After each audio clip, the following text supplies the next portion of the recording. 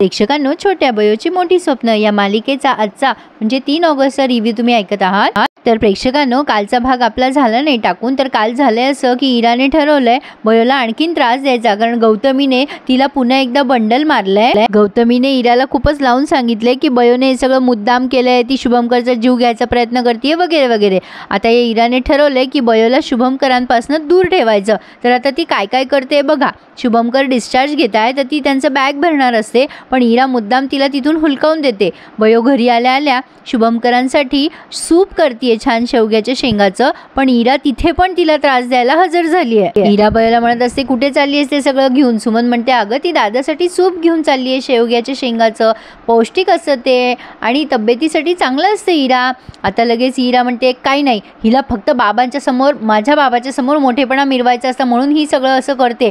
तुला माझ्या बाबासाठी हे सगळं घेऊन जायची काही गरज नाही आहे, आणि मुळात तो माझा बाबा आहे, तुझा बाबा जेलमध्ये गेला आहे ना, आणि तुझं घर पण नाही आहे। बयो म्हणते अगं इरा मोठेपणा करायची काय गरज आहे मला, अगं बाबांची तब्येत बरी नाही आहे म्हणून मी हे सगळं करते, वाटलंस तर तू नेऊन दे।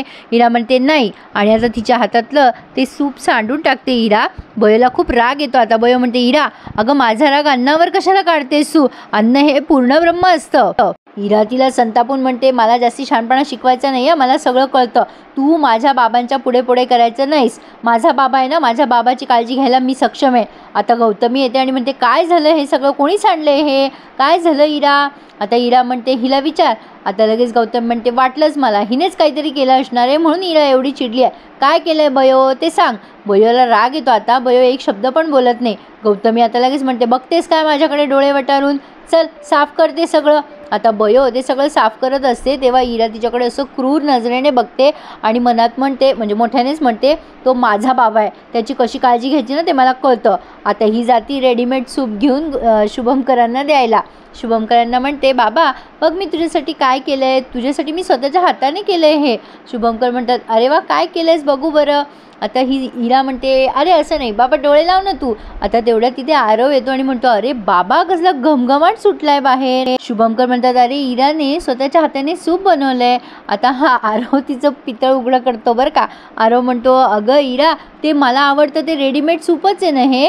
आता इरा म्हणते हो पण मी माझ्या हाताने बनवलंय, रेडीमेड वगैरे काय म्हणतोयस रे दादा, मी माझ्या हाताने बनवलंय ते सूप। हाताने म्हणजे कसं ते तुम्ही आता इमॅजिन करू शकता।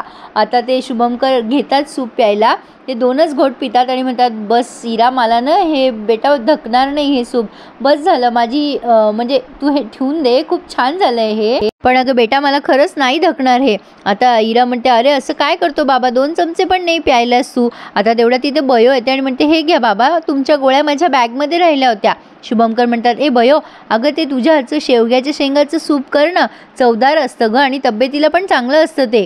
अरे देवा नारायणा।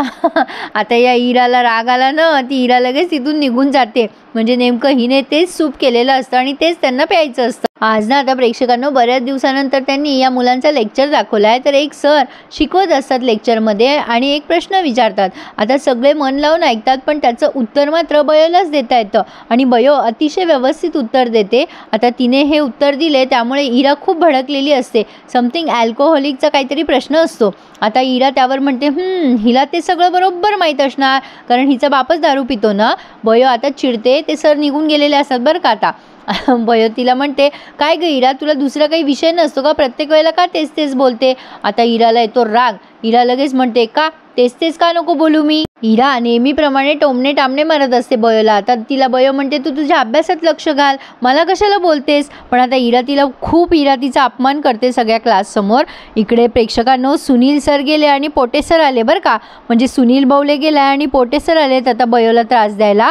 आता पोटे सर हजर झालेत। आता ते संतोष दादा म्हणतात कोण आहात तुम्ही। पोटे सर लगेच म्हणतात काय रे नोकरी सोडायची आहे का तुला, का नोकरी प्यारी नाही आहे तुझी, तुला दिसत नाही का मी आलोय म्हणून, पोटे आलोय पोटे।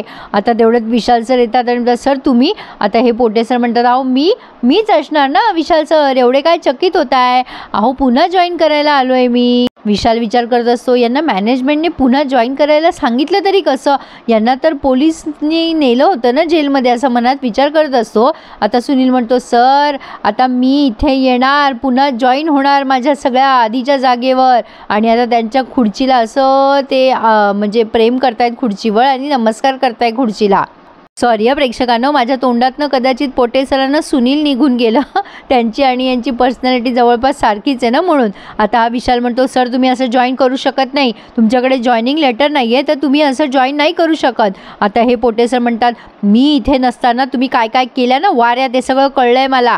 तर तो विशाल एक्सप्लेनेशन देतो, ते करणं आम्हाला गरजेचं होतं, त्यामुळे केलं. आता पेशंटची तब्येत तीच सुधारणा झाली आहे. आणि आता इकडे इरा मात्र बयोचा अपमान करत असते. ही बयो आहे ना, बयो, हिने स्वतःच्या बापाच्या डोक्यात दांडा घातलेला आहे, एवढा मोठा दांडा, आणि आता त्याला जेलमध्ये टाकलं आहे. आणि आता माझा बाप श्रीमंत आहे, तर माझ्या बापाला स्वतःचा बाप म्हणवते ही.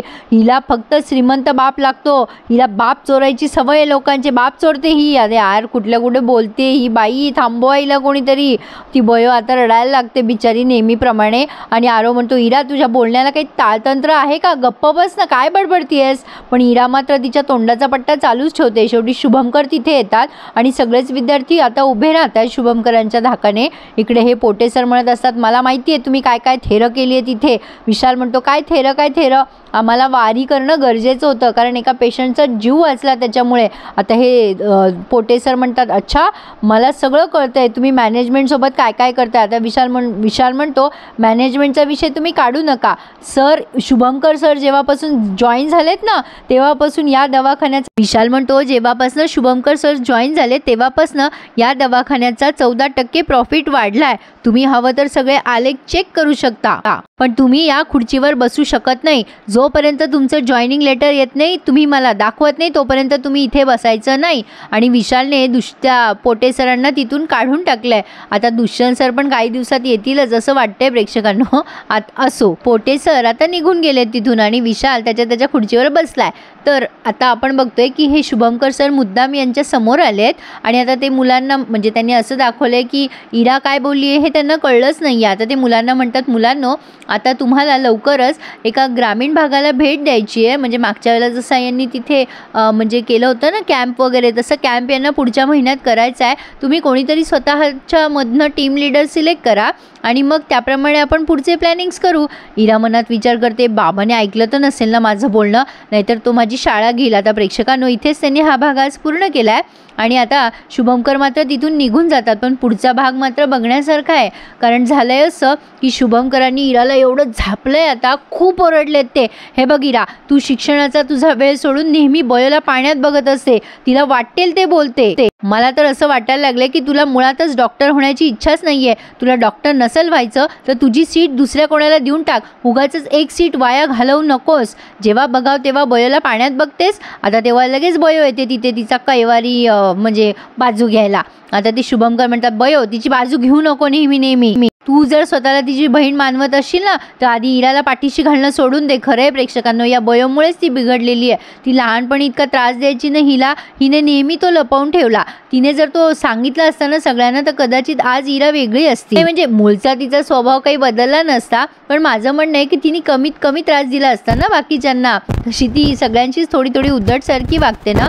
असो, तर लहानपणी संस्कार मिळाले तर या गोष्टी पुढे जात नाहीत, पण कधीकधी परिवेश आणि परिस्थिती या सगळ्या गोष्टींना कारणीभूत असतात. चर्चेचा फार मोठा विषय हा, पण आजचा भाग आवडल्यास लाईक मात्र नक्की करा प्रेक्षकांनो आणि आपल्या चॅनलला सबस्क्राईब करायला विसरू नका. धन्यवाद.